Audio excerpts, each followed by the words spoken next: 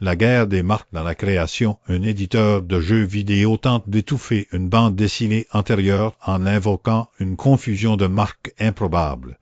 Cette mise en demeure adressée à Olivier Guay, auteur de la bande dessinée à l'Académie Clair-Obscur, par les représentants légaux du jeu vidéo Clair-Obscur. Expédition 33 décembre fois l'interactive illustre une escalade agressive dans la protection de la propriété intellectuelle au mépris de la chronologie des créations.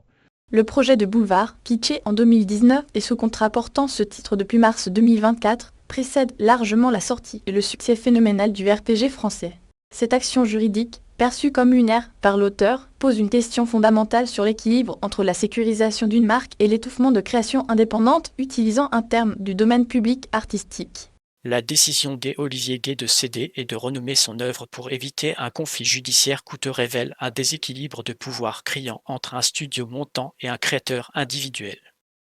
Et les légitimités chronologiques d'une revendication à l'argument central de la défense s'infondre face à l'antériorité incontestable de la bande dessinée. La position juridique de Cent fois l'interactive ou de son éditeur Couplet l'interactive repose sur une prétendue confusion du public et un risque de dilution de la marque Clair-Obscur. Cependant, cette revendication est structurellement fragile. Le terme clair-obscur est un concept artistique majeur, né à la Renaissance, appartenant au patrimoine culturel commun et ne pouvant être monopolisé. Plus crucial encore, la chronologie des faits est indiscutable. Le projet de Boulevard est antérieur de 5 ans au jeu. L'argument avancé par l'équipe juridique suggérant que la Boulevard pourrait désormais bénéficier d'une externalité positive due à la notoriété du jeu, inverse la charge de la preuve et criminalise rétroactivement une création innocente. Cette logique, si elle était validée, créerait le précédent dangereux permettant à toute œuvre postérieure à succès de menacer l'existence d'œuvres antérieures utilisant un terme générique. Une manœuvre aux motivations opaque l'initiative semble émaner non des développeurs, mais des structures de gestion de la propriété intellectuelle, avec des conséquences disproportionnées. L'analyse des acteurs impliqués suggère que cette action procède probablement d'un zèle excessif des services juridiques ou des gestionnaires de marques de Couplet interactive, plutôt que d'une volonté délibérée des développeurs de Cent fois l'interactive, dont le discours public a toujours célébré la créativité.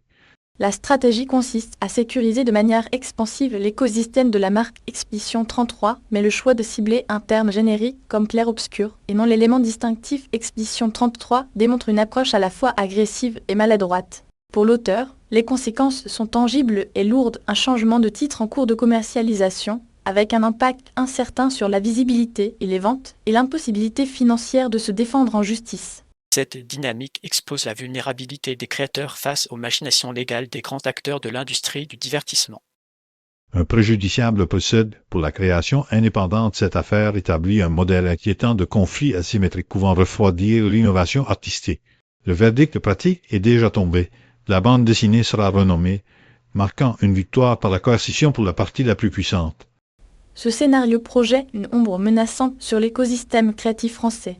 Il normalise l'idée qu'une œuvre à succès peut, a posteriori, redéfinir l'usage acceptable d'un langage artistique commun, créant un climat d'insécurité juridique pour tout projet utilisant un vocabulaire partagé.